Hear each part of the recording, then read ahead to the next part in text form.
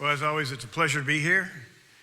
Glad you guys like the lectures, and because I keep getting invited to come back, so apparently pretty popular. Hey, I wanted to start off with something funny, so I decided I'd plagiarize one of my favorite guys' jokes. It was Ronald Reagan, and he had this great joke that he told all the time. It was a joke that actually came out of the old Soviet Union, and it was about this guy. He wanted to buy a car.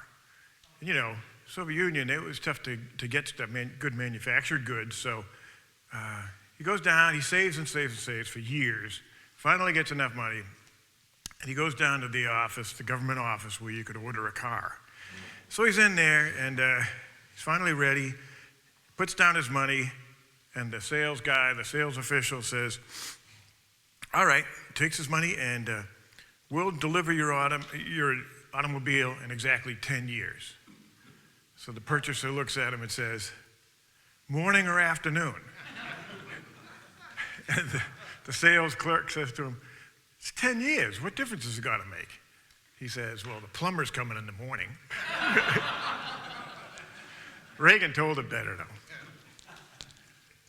But, you know, I started this process here for teaching Cold War because I started actually doing one on Vietnam. And I realized, you know, trying to explain the beginnings of it, you really can't make much sense out of why America decided to do Vietnam till you really have a good comprehension of the Cold War. So that's where we are. And then I kind of got fired up shortly afterwards. I was watching a British television show, and this pseudo-intellectual knucklehead who was commenting on Cold War period, and he clearly made it sound like, well, there really wasn't a conflict. It was all made up, and this is all a bunch of crap. And I really got fired up then, because I know a lot of people believe that. It really wasn't that big a deal.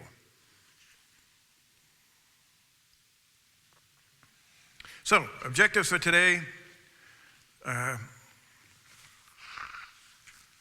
me just ask you real quick before we do that. When did the Cold War begin? What would be your best guess? Yeah, from American perspective, end of World War II.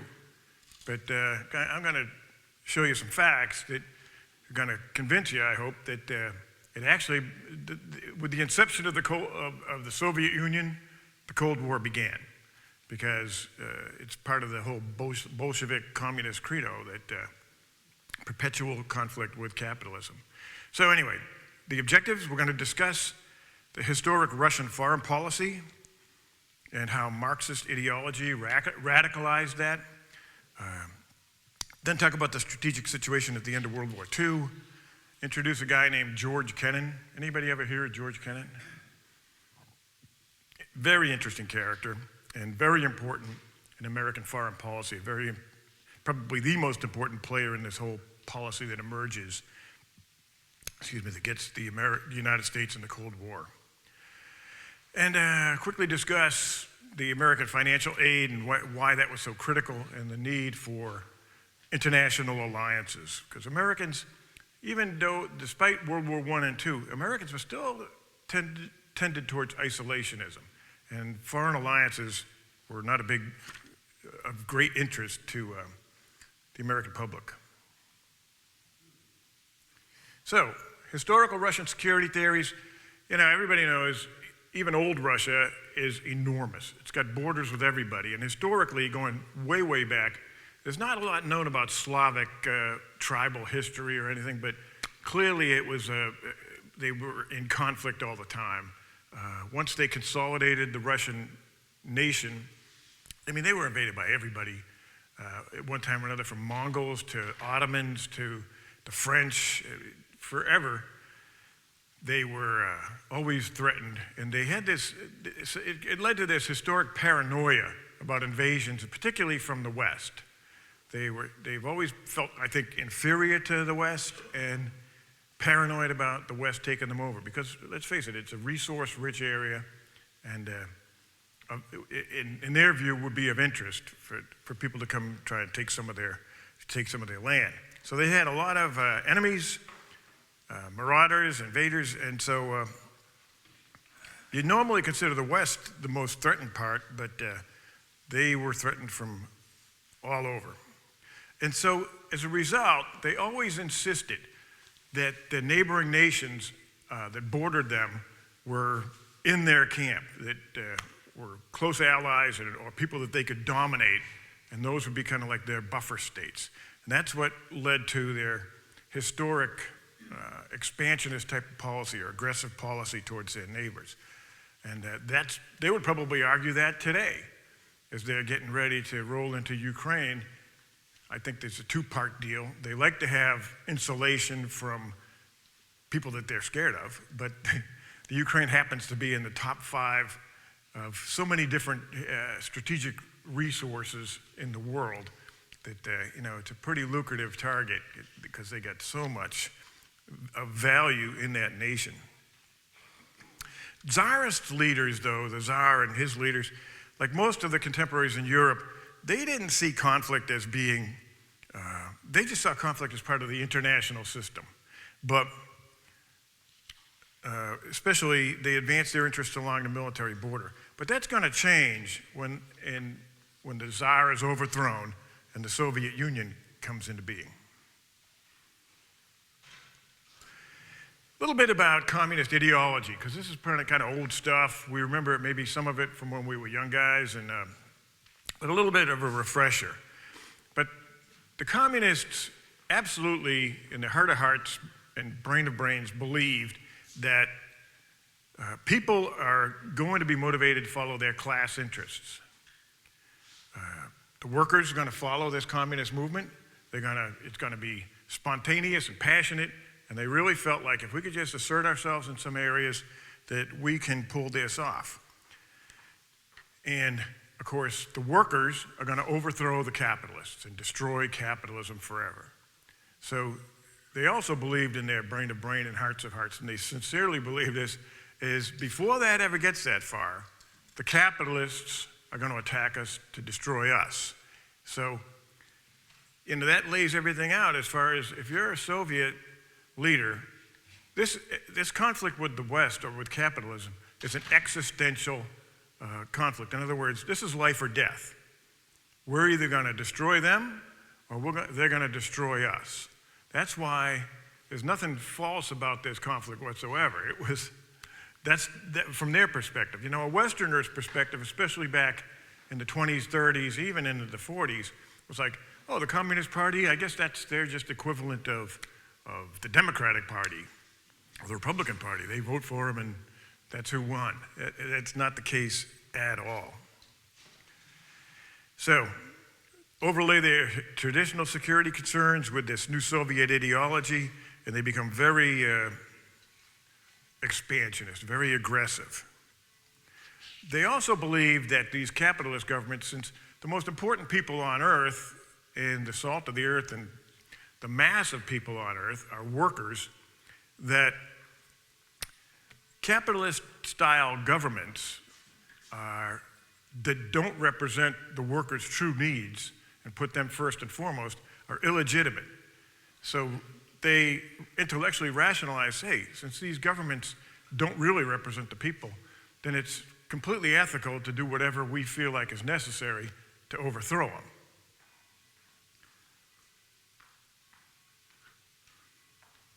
So the U.S., I just said, to Americans or Westerners, the USSR was a paradox. We looked at them as like they're just like any other nation, but they weren't. Their entire intent, their survival, their policy was, go to this slide. Their political objective was basically long-term survival, of course, which required they have to spread communism and eliminate the threat of capitalists. So that's why the Soviet Union always viewed themselves in perpetual conflict with the West.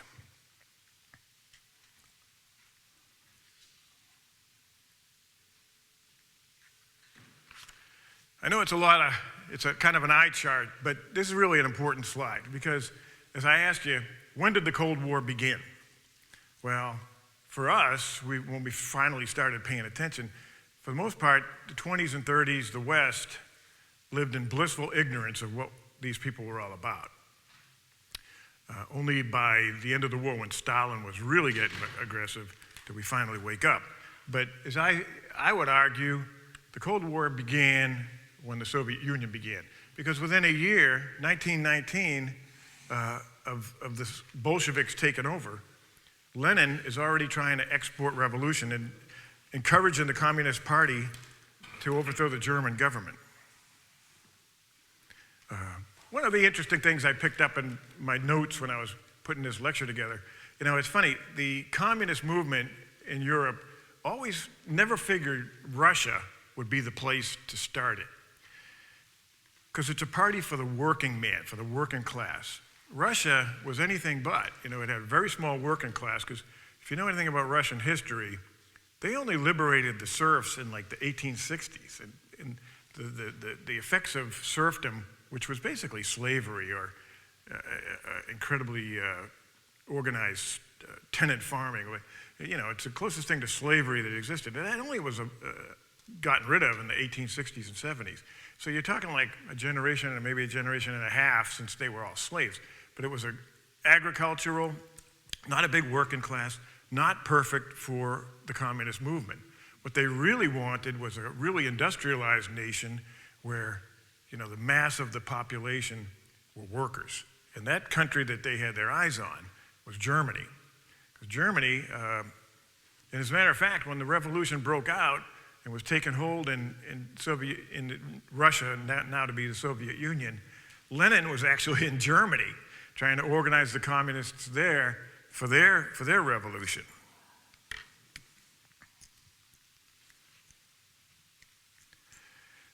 Anyway, going down the list, you can see in 20, he tried to get the German coup d'etat, get communists in 1919. Lenin, once he took over Soviet Union, they invaded Poland for a brief period, trying to fire up the workers there and take over. Hadn't given up on Germany, 1921, try it again. So the Cold War is on, as far as the Soviets are concerned. 24, Lenin dies, and that's the first real crisis they have, leadership crisis. And two guys are at the top vying for power. One of them, as everybody knows, was Joseph Stalin, and the other guy is Leon Trotsky. And they have an internal power struggle within the Communist Party to see who's gonna rule the place. Stalin goes in front of everybody and makes a speech to the effect of, this is all pretty good. We've tried to spread communism with these coups and invading Poland, but so far, no joy. But he said, we really got wiped out in World War I, so we got to, he's advocating we really have to get our own act together, build up Soviet power, build up our armed forces, and then later we can spread the communism. Trotsky took the opposite example. Trotsky felt like Lenin and the real zealots had it right. We need to really keep trying to spread this thing because those capitalists are going to come after us, and we need to spread it out. They really believed, and very emotionally, that they were going to get that uprising of the workers. And so Trotsky took the position like, no, let's keep pushing internationally to spread communism. Well, Russians being kind of simple people, whether it's the right decision or not, they backed Stalin. Let's build up Russia, the Soviet Union, to be a powerhouse, and then we'll worry about spreading this out.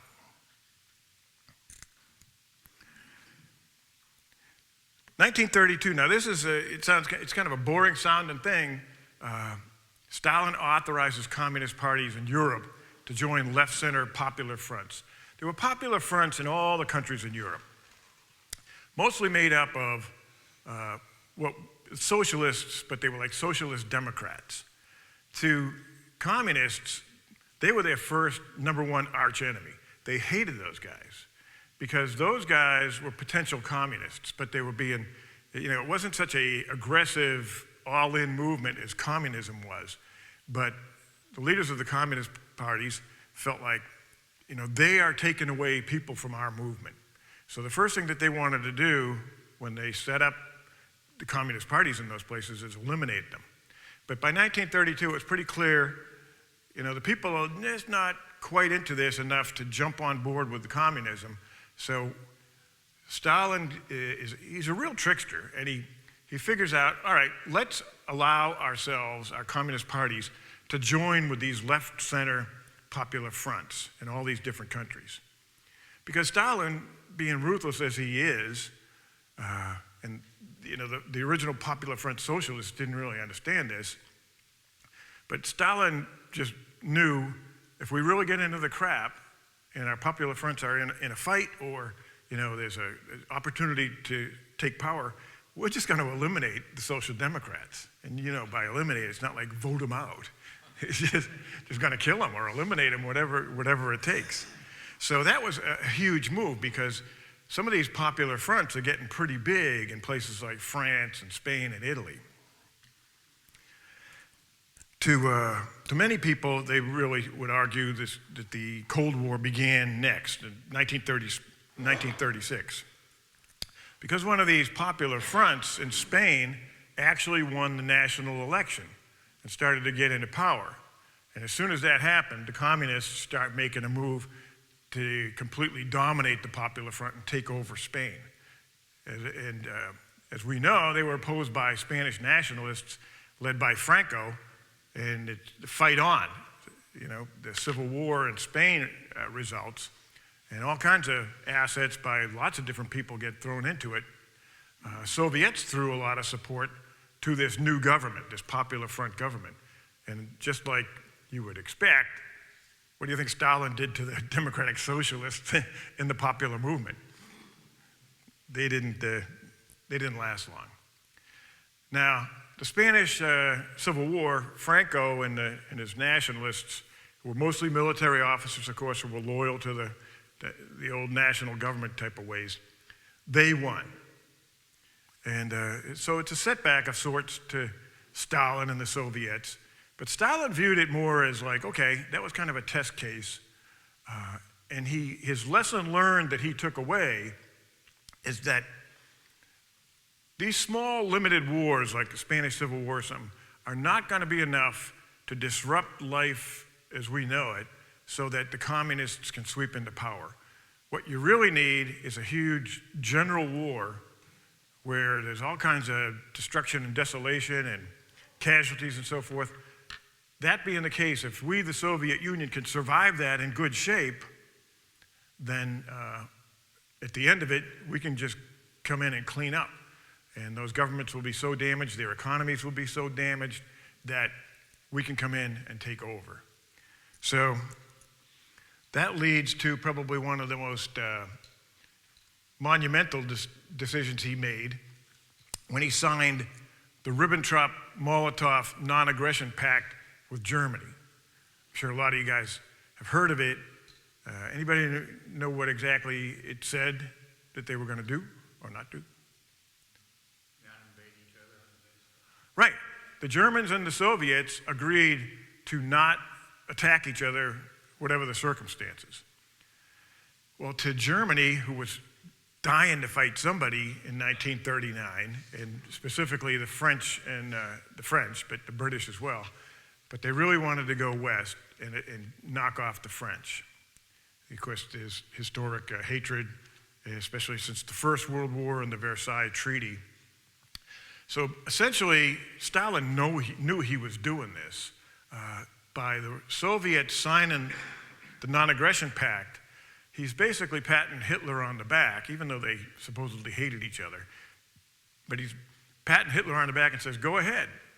I'm not going to interfere. If you go attack the West, I don't care. And he knew Hitler was going to do it. So probably more than any other single event that led to World War II, the Soviets signing this thing was one of the most important. Now, Stalin had built up Soviet power to such a high extent that he really didn't fear the Germans turning them on him anyway. Soviet military was huge, but because of some of Stalin's paranoia about separate movements and leadership in the country, one thing he did do to weaken his huge force was he kept purging all the good officers. If people are just too clever or too smart, we got to get rid of them. So later, that's going to come back to haunt them.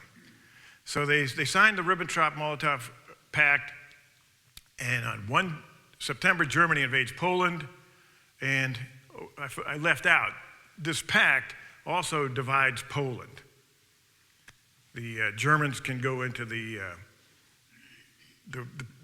part of the country adjacent to them, and the Soviets are allowed to attack from the east into that part of Poland. And so that's how it unfolded. September 17th, the Soviets invade Poland, who were weakened by a two-front war. Now, here's another one of Stalin's paranoias, but probably justified. He knows what ultimately where our aim is to spread communism into Poland. Who are going to be the guys that oppose us? Well, he saw in Spain, military officers typically are nationalists, and they are going to be the opposition for communist takeover. So the first thing Stalin does when he kind of subdues the Soviet army is round up, I forget the number, 20,000?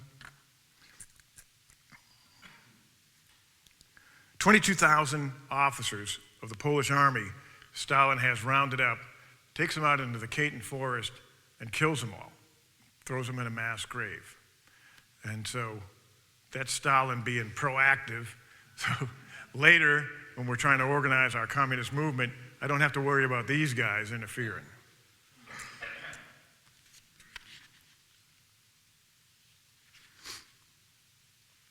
Next, 39, he demands basing rights in Finland, attempts an invasion.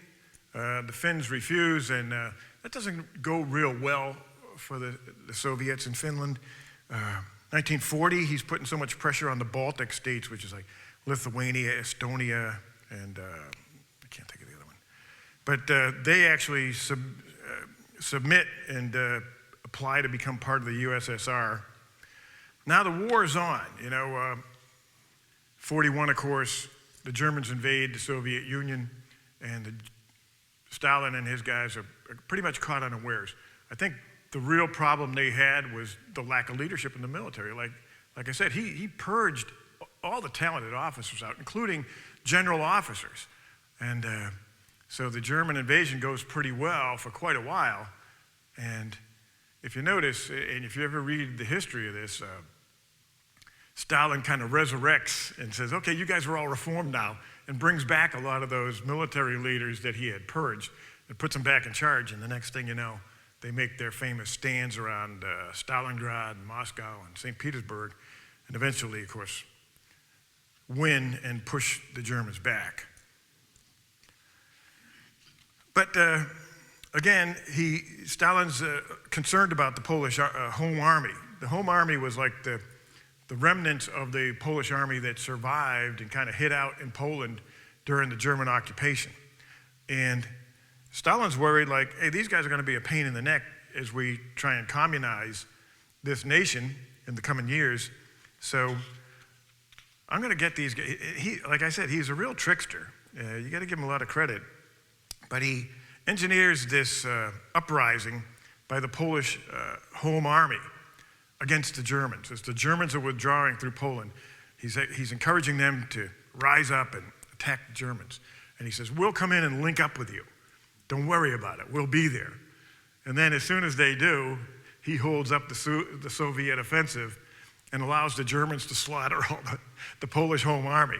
So by the time the Soviets come to dominate Poland, pretty much anybody that would have mounted any kind of opposition to him has been killed. 1945, Stalin, in a conversation with some people, said, World War I, we liberated one country from capitalism.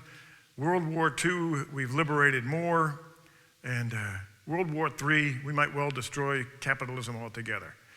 But things are coming together for him, because think about the condition of Western Germany at the end of the war. And oh, by the way, there's a note I found. Everybody probably remembers some of the conferences near the end of the war. Stalin met with, I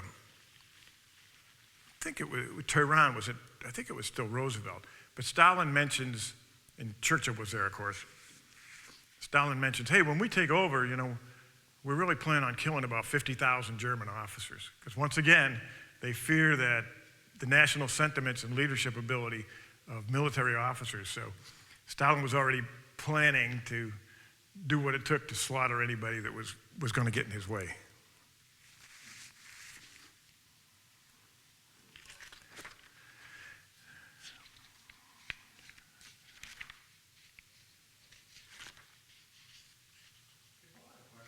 Yeah. Do you know, was Stalin a committed communist, or was he just a guy who used the communist train to acquire power in your estimation? What do you think? I think he was a true communist. I think they all were up to maybe, I forget exactly who was after Khrushchev. After that, I think it was just like, we're in power and power is good. And this crap really doesn't work, but it's good to be king, even of a lesser kingdom. So yeah, I think Brezhnev and that crew just kept it going because we don't want to give up our seats here. So the United States, you can see here's Europe at the end of the war, and you can see the purplish pinkish area is Soviet occupation or encroachment into Eastern Europe, all the way into Eastern Germany. Still, the United States and the United Kingdom are blissfully unaware of what the Soviets are really up to. And it's interesting, you remember that movie Patton? And Patton says, hey, because he understood them. He knew what they were up to, Patton. And he says, we got to attack them now while we still got the strength to do it. We still got the manpower, the guys to do it. I say good luck with that. At the war's end, the United States Army had 61 divisions in Europe, 15 of them armored. The Soviets had about 550 divisions and 50 of them armored. So it's going to take a hell of a lot more than 61 divisions to drive the Soviet Union back within their borders. Although we did have the atomic bomb. But interestingly, there wasn't a lot of explosive stuff to make atomic bombs. After Hiroshima, I think they had one small one left, and then it took them quite a while to make a few more. So it wasn't like we had an arsenal of atomic bombs and could start going after them. And still yet, like I said, we're blissfully unaware what they're doing, so everybody's kind of like holding their breath, like, hope this all turns out okay. And you can see the numbers. We reduced forces dramatically just within 3 years. We and the British did. The USSR did too, but they went from 11 million down to 3 million. And pretty much all of that was concentrated in Western Europe. America and Britain go down to fairly insubstantial, smaller numbers, 550,000 for us, 750,000 for the British. But keep in mind, we've got global obligations where we need that manning to go. It's still a big issue in Asia after the fall of Japan. And the British still have the British Empire that's really starting to have problems with insurgencies and other issues. So Soviets have like an incredible preponderance of power in Western Europe against the Allies.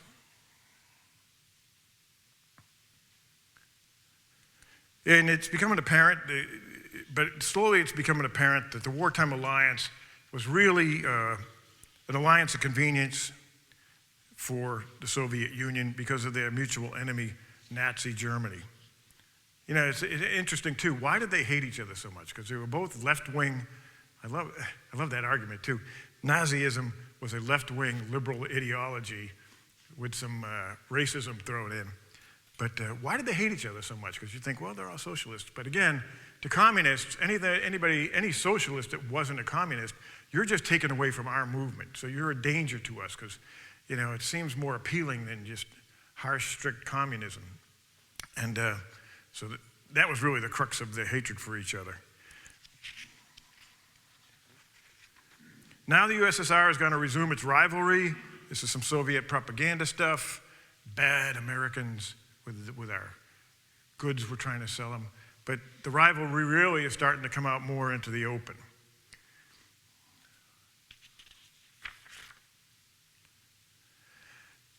Communist parties during the war in the West, France and those other countries, had really gained a lot of prestige because I never knew this. This is a recent revelation I discovered. A lot of the resistance movements, especially France, those guys were communists. So they were very prestigious people in their communities, having fought, because most of them got killed. And the ones that survived are like revered for their opposition. But they were communists, and they were leading these popular movements. So it's starting to become apparent because of the economic conditions in Western Europe that Stalin might get the communist parties in power in Western Europe without even having occupied them. So stupidly, the British and the Americans informed Stalin, yeah, we don't have any problem with these popular fronts emerging in Europe. Little did we know that really these are giant fronts for communist movements. So Stalin doubles down on his support to the popular fronts, knowing when these guys take over, we're going to just eliminate the democratic socialists.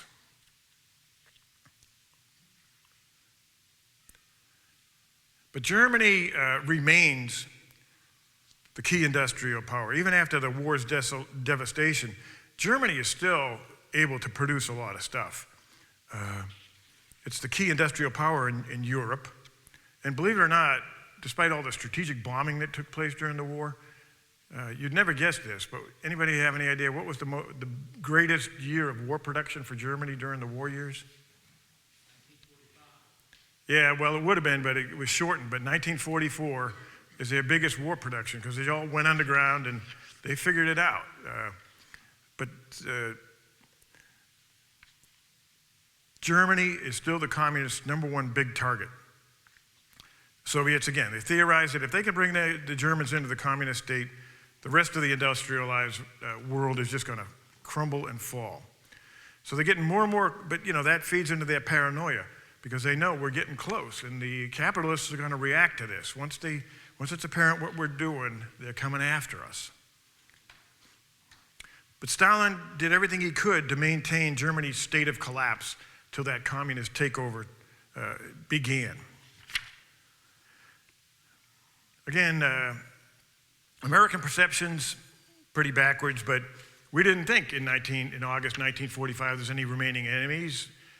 We have a monopoly on the atomic bomb, and remember we created this wonderful new idea, the United Nations, and that's going to resolve all disputes, not understanding that this is a dispute the Soviet Union doesn't want resolved. So Harry Truman was president by now, and as things are unfolding in 45 and 46, the president's getting pretty alarmed.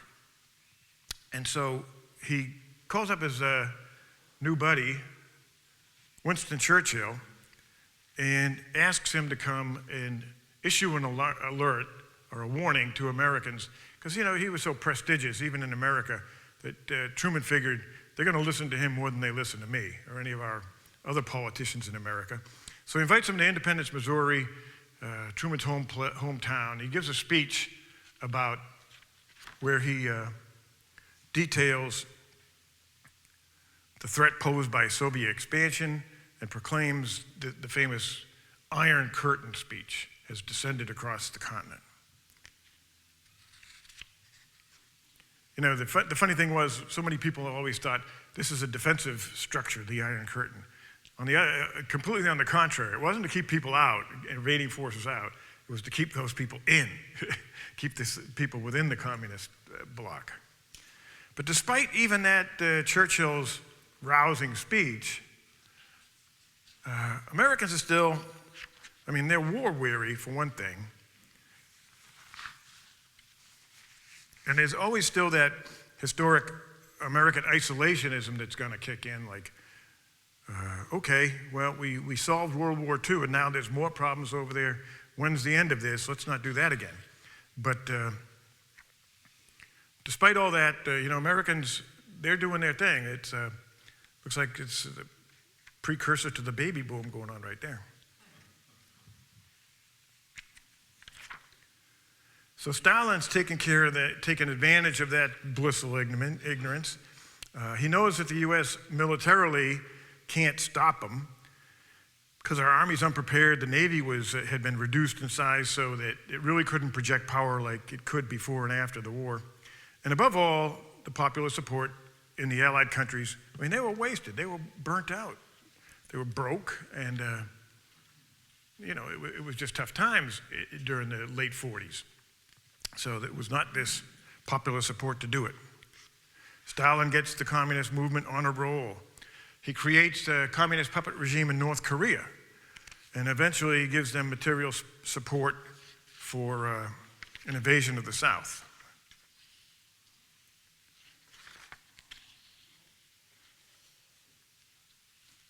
Communists were beginning to dominate popular fronts in Greece and Turkey. And if you don't really know global strategy, the ins and outs of it, the passes from the Black Sea out into the Mediterranean or into the Black Sea, the Bosporus and the Dardanelles, two of the most important strategic waterways in the world, because this has always been the Russians' dream of having easy access to warm waters. A lot of their ports, almost all their ports, freeze up, makes it very difficult for them to conduct maritime operations. So control of that region, especially back in this era, was extremely strategically important. So as all this is going on, and as our government's coming out of its blissful ignorance, there's not a lot of knowledge. Go ahead. Do they still today control that port into the Black? The Turks do. Turkey does, or Yep. the Soviet Union does? Turkey has been dominated, and that's why we got Turkey into NATO way back in the day. To control that waterway. Simple, just control that waterway. We don't want Soviet ships busted out of the Black Sea down into the Mediterranean, which has always been the center of conflict historically anyway. Anyway, our government doesn't have a lot of expertise on the Soviets, and they're trying to figure out what should we do with all this aggressiveness and expansionism and bombastic rhetoric from the Soviets. So they write a message. They send a message off from the State Department to the embassy in Moscow, asking for them just to kind of provide them some thoughts on what the heck our policy ought to be. And it's an interesting story because, as I understand it, the legend of it is that there's this young embassy official named George Kennan, and he had the weekend duty. It's like the military, so they have to have a duty officer all weekend. And at the end of his workday, I think it was probably a Friday or whatever, from the story, it's a bit old story, but Kennan reads the query, like, hey, could you provide us some info on what we think the Russians are doing? And Kennan takes it upon himself. He's a brilliant guy. I think he had a PhD even then from Princeton, and he puts together what becomes known as the long telegram. And basically, he works on it all weekend, has a really good product, shows it to the ambassador when they come in on Monday. The ambassador says, looks good, George, and they shoot it back to the State Department. The long telegram basically encapsulates what American policy is going to be for the next 40 plus years. Major points. He nails it. The USSR sees itself in perpetual conflict. Probably the greatest task our diplomacy is ever going to face. They view themselves in perpetual war with capitalism. They view left-wing but non-communist groups in other countries as an even worse enemy than capitalistic ones. The USSR would use controllable Marxists in capitalist worlds as allies, and he made a couple of other points that are interesting that you could only get from living there. He said Soviet aggression was not necessarily aligned with the views of the Russian people or with the economic reality. He said it was rooted in historic Russian nationalism and neuroses about the threat posed by the West. And he said the Soviet government prohibited objective or accurate pictures of internal or external reality. He said they're going to be susceptible to force because despite all their bluster, they're really pretty weak. This was 1940, what did I say, 46. Yeah, I mean, even though they dominated at the end of the war, they were pretty beat up from World War II against Germany. So he says they're still pretty weak. So, don't feel threatened. A united Western world can safely push back against these guys. And he made a bunch of recommendations too. It is pretty good for a 20-something-year-old guy who had the duty that weekend. But he says, recommendations to the way to victory. Public education on the threat posed by communism. Let's get out of this silly illusion that these people are just like any other country and are interested in peace like we are. It's not true. He says, take care of our own problems. Make ourselves a model. Send a positive image of what the West is like, what the United States is like. Maintain our faith in ourselves and the superiority of our way of life over this garbage, these Soviet communist ideals. And take action to contain. That's the key word, and everything that comes out of this is contain. And that becomes the foundation of the containment policy that America is going to practice till the late 80s, 1990-ish. He reiterated, the real enemy is the Communist Party. And when those authoritarian leaders give way to reformers, the whole system's going to collapse. And that's the only part he got wrong, is how long it would take. Kennan thought within 10 years, new leadership would come in and try and reform this movement, and that was going to just open the cracks and it was going to collapse. Little did he know that those old communists were going to hang on like grim death. I mean, remember by the 80s, they were putting in guys that were so ancient. I can't even remember one of them, but they put a guy in there that was so ancient. I think he died within a couple of weeks of being put into office. Yeah, but Brezhnev came in. He was an old guy. He lasted till the end. And what happened? The first reformer that ever comes along, what happened to the communist state? When Gorbachev came in. First reformer, what happened? That was it. The thing collapsed. So after this containment policy gets worked out by State Department, they sell it to the president. Truman was all on board, goes to Congress, makes a speech, proclaims a new policy in regard to U.S. relations with the Soviet Union. What's of interest here is this is how policy gets made. Remember, way back in the first lecture we ever talked about with policy, and you go, how do they make policy? Well, that's how that policy got made. Kennan wrote a telegram, State Department guy said, hey, this is a good idea, cleaned it up, gave it to the president. He says, this is a good idea. He didn't go to Congress and say, let's vote on this policy. It just was proclaimed by Truman, this is our foreign policy objective here now. And that's how it gets done. So, later we're going to have Carter's policy towards the Middle East, and that's how policy, it's very interesting. There's no real official way of doing it. That's how it gets done. So anyway, we're going to oppose Soviet aggression. Particularly right now, he was worried about Greek and Turkish governments. So we finally decided we're really going to rise up and do something.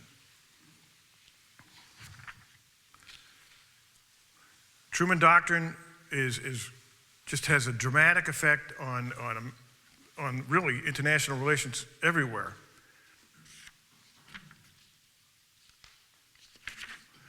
But, back to reality. There are huge socialist, communist movements in Europe, because there's 1947 pictures. I specifically, searched out, found pictures identified in 1947, and that's still what it looks like, mostly probably in Germany. But other than the underground plants they used during the war, there's no industrial capability in many of these countries in Europe. So there's really no way to recover. It's like trying to scratch your way economically into the modern world from the Stone Age. And it's just taking forever. Now they have no financial capital. The United States had loaned them a couple of $1 billion to like France and United Kingdom and some other countries, but they kind of just basically used it on immediate needs. They didn't do anything really constructive with it, so they just kind of burnt through those loans really quick. And the communists were on the move, and it's looking like they're going to take over. But as part of this whole thing, the United States decides to enact the European Recovery Plan. Everybody knows it as the Marshall Plan. 1948, Secretary of State George Marshall, he had been Chief of Staff of the Army during World War II. And they gave him a lot of money. Back in those days, it was, as you can see, $48 billion. That's the equivalent of $4 trillion in today's money. Might not seem like that much because Biden seems to burn through $3 trillion pretty quick. But, you know, the smartest thing about the Marshall Plan is that we just didn't turn the money over to the government, the European governments. America managed the Marshall Plan funds. We went in there, identified the objectives we needed to accomplish, so there's none of the cronyism and all the other crap that goes along with politicians dividing up money. It was done by people specifically there to run these projects and rebuild Europe. A lot of critics blasted it like this is an incredible expense. Just cutting a check for $4 trillion today for foreign aid, people would like, what? But who do you think is going to be the biggest beneficiary financially when it all gets sorted out from the Marshall Plan? If you're funding the reconstruction of a place that doesn't have virtually has no capacity to even make a good nut and bolt, where are they going to buy all the stuff that they're going to need to rebuild? Yeah, there's only one nation on earth that can mass produce in quantities that they need for rebuilding, the United States. So essentially we go in there and start reconstructing and start sending in orders to American manufacturers to start making stuff. So our economic recovery from the war really took off. And it was a huge boom to America, actually. But ultimately, what you end up with, because the Marshall Plan is a total success, you end up with an economically viable Europe that eliminated the threats of the communists' takeover, the popular fronts. Because, you know, Stalin, of course, he condemns this as American economic aggression. But it really put Stalin and those popular fronts in Europe dominated by communists on the horns of a dilemma. Because they all knew if we take this and they rebuild us and get our economies going again, that's really the end of our hopes as communists to take over. But if we oppose it, you know, these things are already very, very popular with the public in our countries. If we oppose this, receiving Marshall Plan help, we're going to be screwed that way because the people are going to say, what are you, morons? They're offering us $1 trillion.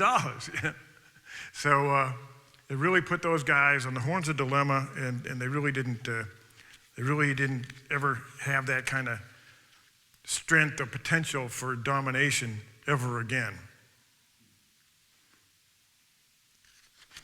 But now this is really when the Cold War, America's engaged now. We're really starting to get engaged. Maybe not 100% popular support, but we're in it now, and we've got the tools to win.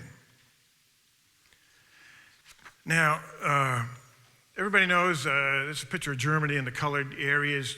In Eastern Germany, dominated by the Soviets, and they had put in place a new communist government, is Berlin. And Berlin was divided up into 4 areas that the Allied powers kind of occupied. Of course, the east was the Soviets, and the western Berlin was the French, British, and American sectors. And in 1948, Soviets announced a blockade of ground transport of supplies, food and supplies and whatever, to Berlin. They were trying to force the Western Allied powers to abandon their post-World War II jurisdictions. So things are looking pretty grim because this is post-war 1948, not a lot of airlift, and now we don't have the military forces to force our way through Eastern Germany. But in response, God bless mothballing airplanes and the Air Force reserves. They call up, I don't know how many thousands of old Air Force pilots and resurrected a bunch of airplanes and flew in over 2 million tons of supplies over 11 months to keep, West Berlin fed and operating. But like many aspects of Soviet policy, their aggressive actions towards Berlin really kind of has a backlash. They're thinking, hey, this is all going to be good and we're going to force these guys out, but to a Westerner now, you've really challenged us in a military way too. So it ends up having the opposite effect from what they want. Now the popular support for this containment and Cold War measures by the American people and United Kingdom and France all kind of galvanizes against Soviet opposition to Soviet expansionism. The populations of the countries really see it.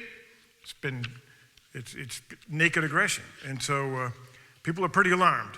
And that sets the stage for the next move that the Western powers are going to make. Also one of Kennan's tenets, hey, a unified West. They can't handle a unified West. So in 1949, we put together the North Atlantic Treaty Organization.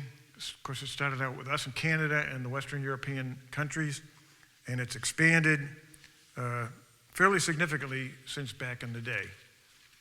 Some of those areas are, Ukraine was actually petitioning to get into NATO, which would have really put us, or maybe it would have saved them from what their fate is going to be if they were NATO partners.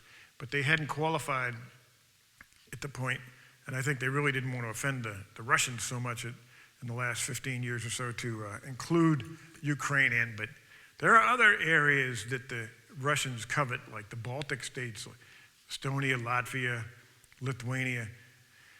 The Russians really, really covet those areas, and guess what? They're part of NATO. So I used to tell my students when I was teaching in high school, when we had a simpler version of this, but I said, someday you're going to fight those people, and I still believe that. I think at some point they're going to construct some controversy that they're going to try and justify taking over the Baltic states. And if they do, if we're true to our word in the NATO alliance, we'll respond. An armed attack against anyone, attack against us all. So, yeah, if they step foot in Lithuania, we're going to war. Now to finish up, I haven't talked about Asia at all, but you consider the situation in Asia when the Japanese surrendered. Remember, pretty much they had conquered all of eastern China, southeast India, Indonesia, all those areas had been under Japanese occupation. And when the war stops, a lot of those Japanese security forces are still there. They represent really the power, even now, in those nations. So Japan's defeat really stirs up nationalistic type of movements, anti-colonialism, because a lot of them, China wasn't a colony of anybody, but they had been exploited heavily by Western nations. But Southeast Asia was old French Indochina. The Indonesia of today was Netherlands, East Indies, and what else was there? But anyway, there was still all colonial empires out there that Japan had conquered and was now dominating. So as soon as the Japanese power is out, these insurgencies began and anti-colonial movements. Of course, Chinese Civil War takes place, heavily supported by the Soviet Union against the nationalists, and with great success, finally they do win.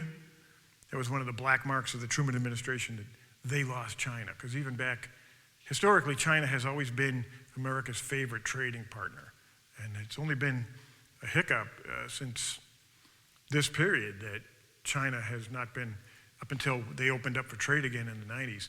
That's really the longest period we ever went without really close economic trade relations with China. Anyway, so communists take over China. Following that success in China, Stalin authorized the communists in North Korea to invade South Korea to try and unify the peninsula, and we know how that turned out. And if you're interested, that could be a subject for maybe the next lecture. But also, as I mentioned,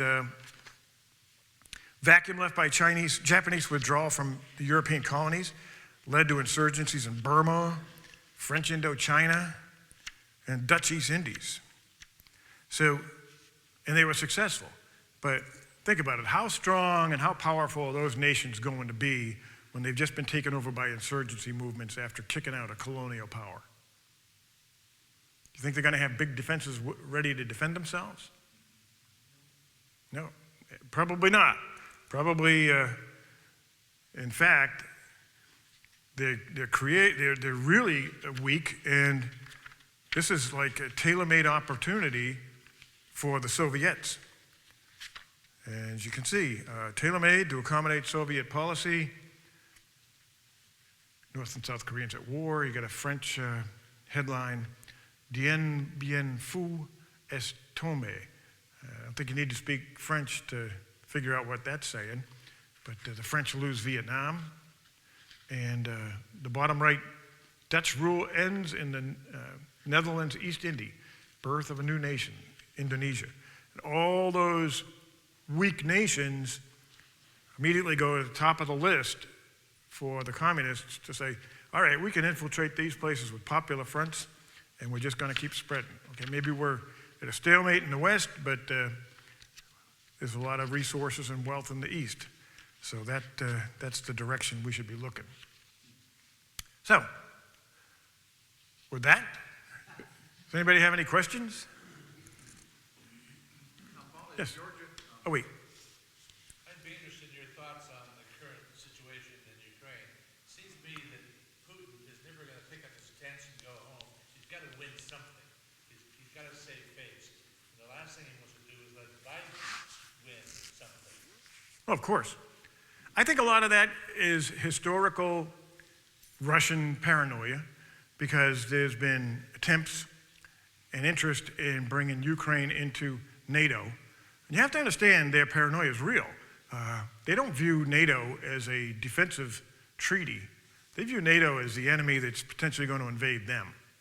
And so that's why they've always fiercely opposed. As a matter of fact, if you remember back in the 90s, after the fall of communism, Clinton's president, and Yeltsin was in charge of Russia.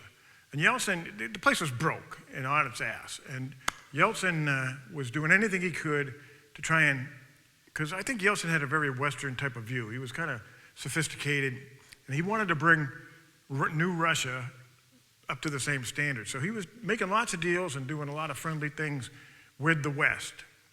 And in the midst of all that, under Clinton, there was a move to expand NATO. And NATO expands into Poland and I think Czechoslovakia, but a number of nations, including the Baltic states I mentioned, pick up NATO. That was the end of the goodwill with Yeltsin and the Russians, because they didn't view that as like, oh yeah, that makes sense. They viewed that as like, see, the old timers were right. They're coming after us. And same thing with Ukraine.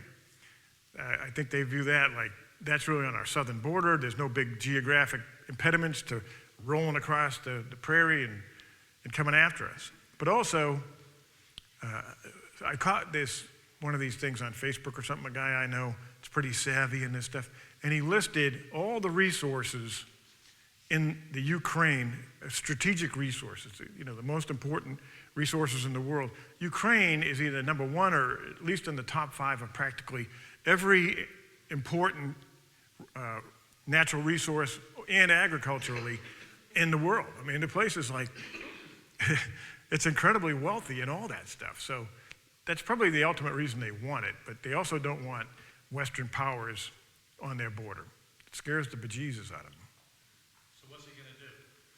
Well, I was told that there's already been some encroachments and stuff, and looks like he's going to make the move. I was surprised because it's wintertime, and despite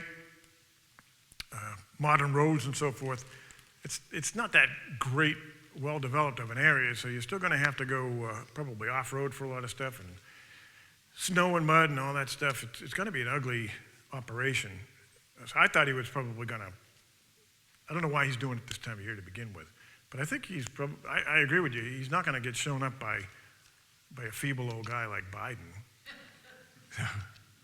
Yeah, Paul. So why don't we let the Ukraine into NATO? Why didn't we? Well, we set up this premise that they hadn't met, you had to meet certain parameters or metrics to be a member. The size of military, and you're willing to commit, I think it's 2% of your GDP has to be devoted to defense, and there's other ones. And I really think that they were just backing off in the face of Russian pressure because we knew that's really a poke in the chest to the Russians, and I just don't think they wanted to do it. But if they did, then if Russia attacked, then they have all these other countries going against them.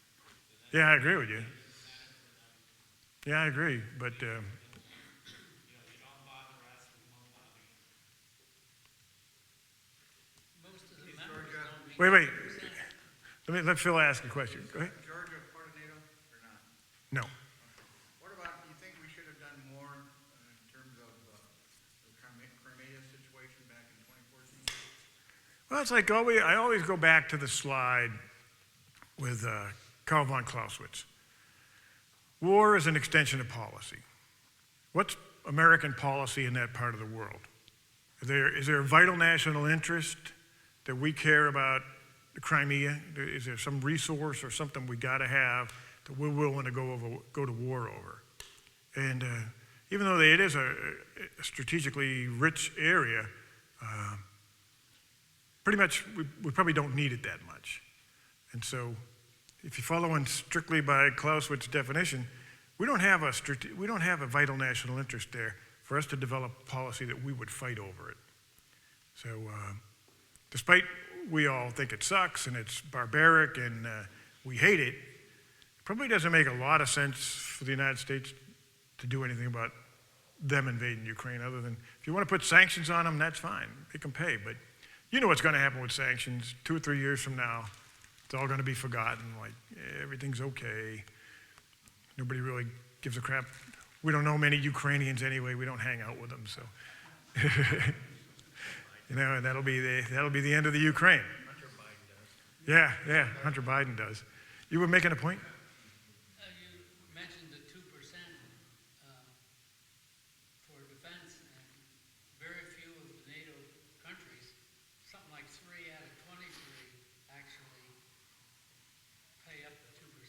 That might be a little bit of an old number because Trump, that was one of Trump's, when he was, Trump was no fool when he was saying stuff about NATO being, because Trump was just putting, that's Trump's art of the deal, putting pressure on him, because he actually got him to start spending a lot more on defense. And I know several of them really upped the spending. The UK did, Germany did. I don't know if they made 2%, but everybody started doing more. And so everybody right now is better off because of Trump. But at the same time, the United States was spending way more than 2%, but we were really burning through a lot of that spending in Iraq and Afghanistan. So, what we really need now, if you saw I gave a brief to the Navy League here in Indian River County the other day. What we really need right now is to spend money on basically infrastructure, especially naval infrastructure, because, the fleet's too small. We can't support all the global commitments we're making, so. Reagan built a fleet of, 200 ships or something? He was going for 600 ships. He almost made it. He was up to like 580 something ships. But back in the old days, we used to have 15 aircraft carriers. A lot of them were conventionally powered. Now, today, we have 11. And it's kind of sad. We made a bunch of miscalculations with this newest one. Because an aircraft carrier back when the Nimitz was built, which was like the late 60s, Nimitz or USS Eisenhower, cost about under $3 billion. Now that's 1970s money, of course, but it cost about $2.83 billion to build an aircraft carrier. Today, the last Nimitz class carrier they built several years ago was $6 billion. which might be normal inflation, but these USS Gerald Ford, the new state-of-the-art advanced weapon system aircraft carrier, so far has cost $13 billion to build it. And you can't go build it. Hopefully when they get this thing, the issues with it ironed out, you can start producing them, you get the cost down, but jeepers, you know. How can they protect the carriers against nuclear submarines? Well, we're gonna have to, I'll get my brief out from the Navy League and give it next time, because the whole strike group that surrounds the carrier is designed to do just that. Plus it's got its own self-defense capability. But yeah, go ahead, JP. If you look back at history, weakness always brings on war. And it will, any show of weakness, I think invites what we would term the bad guy to come on in. And that's one of my biggest fears today, is that I believe in many respects our country is showing weakness, displaying weakness. And that's fearful for me. Yeah, I agree with you. I'm just hopeful that if they really get into a crunch, somebody's going to take the hand out of the back of Biden's shirt where they made him say what they wanted him to say, and somebody really says, we need somebody to take charge of this, because, these are vital, even to a left-winger, there's vital national interests that could be lost or destroyed. Any other questions or points? Yeah, Jim. Curious, just for the sake of discussion, if the Russians had set up shop in Canada or in Mexico, we'd be upset. So I can understand, especially with their background, that the Russians are paranoid about stuff.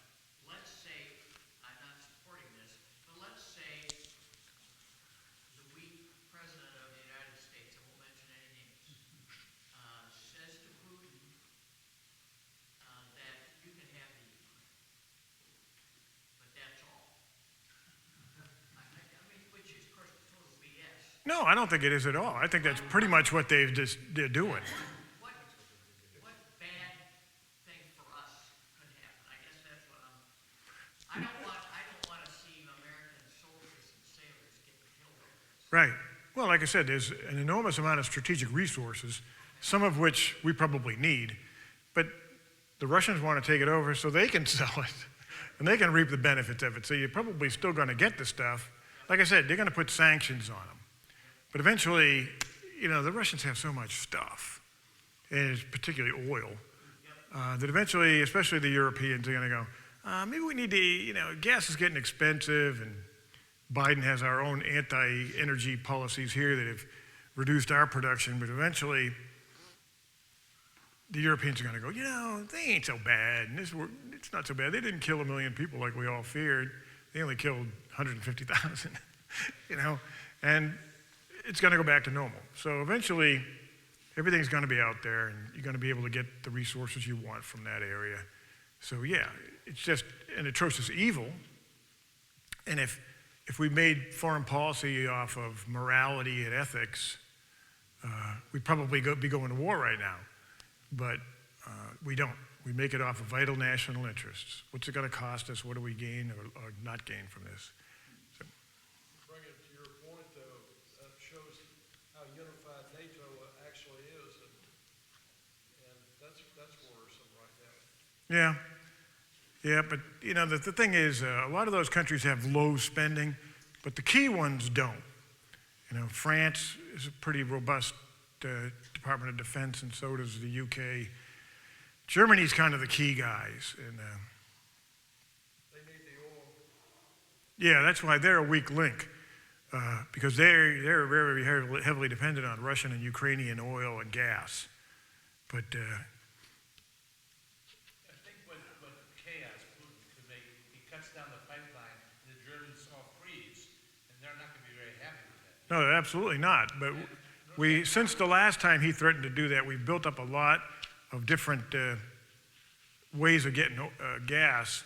One of them is a personal story of financial catastrophic decisions. But I used to own stock in a company called Cheniere Energy. and I probably had a couple of thousand, several thousand shares that I bought for probably average cost per share of $4. And that was back about 15 years ago. Today, a share of that is like $116. What they do is they capture the gas at the wellhead, and then they cryogenically freeze it, because natural gas, if you freeze it, I think it's like 220th in volume. So you can put a bunch of it on a ship and take it anywhere you want, as long as you keep it cold. And I think that's part of what's made that stock so valuable, is we're supplying a hell of a lot of liquid natural gas to Europe now that they used to rely on from the Russians. Yeah, Yokchin. I have two things. One I remember and one this bothers me. I remember very well as a child when the Spanish Civil War was going on, that some of my uncles or older cousins were flying on bombing a lot of stuff in Spain. You remember that? Yeah, they fought against the Popular French. They were basically with Franco. They were called the Legion Condor. The other question was bothers me, maybe you can answer that. When I came to the United States, I was always surprised that the Americans called the Nazis right-wing. Yeah, And there is not such a thing as a right-wing Nazi. They were as left almost out as like the absolutely, and if that ever comes up, because they'll still, the media or whoever will still portray the Nazis as right-wing radicals. Probably they fall back on they were racists. Well, Johan's right. They are as left-wing as you can get. They were very close to the same economic philosophies as communism. Just was more of a socialist democratic kind of movement. And that's why Hitler and Stalin hated each other so much, because the communists really had it out for those socialist type of movements in the West, because that took away from the communist movement. Yes? Yes, if we could just raise ourselves to a little higher level here, what do you think God would want to have happen out of this current Ukrainian situation? The just war, I always lived my life, since I spent 30 years in the Navy, good part of it practicing to blow people up. And, I fell back on my Catholic theological teachings from Marquette about just war theory and stuff. So I guess you'd have to put it through that lens, but it's kind of like it also goes to the recent discussion of why do bad things happen to good people. It's all part of the evil and sin that's manifest in the world. So again, I said, morally or ethically, probably, you could justify in that regard going to war, particularly if they were going to imprison or we knew that they had designs to slaughter a bunch of people. They probably will take out the leadership element of that nation. That's what the communists always did. And they didn't just send them home. They generally eliminated them. So I guess that's about the best I got, You got to be, it's a great question, but you still always have to be, especially in America, you have to be politically smart about it. If we're into this will get long and drawn out if you ever did it. And think about the American public in 2 years. Right now, everybody's like, this is horrible, let's do something, hoorah, let's go. A year from now, when you lost 50,000 guys, I guarantee you they're not going to be so enthusiastic. Because, as I said, I started doing a lecture on Vietnam. When America started getting involved in Vietnam, had almost 70% popular support. How was it, 4 or 5 years later? So you end up with another evil is you just got 58,000 people killed for basically nothing. Yes, sir. I'm good. Any other questions? Thank you, gentlemen.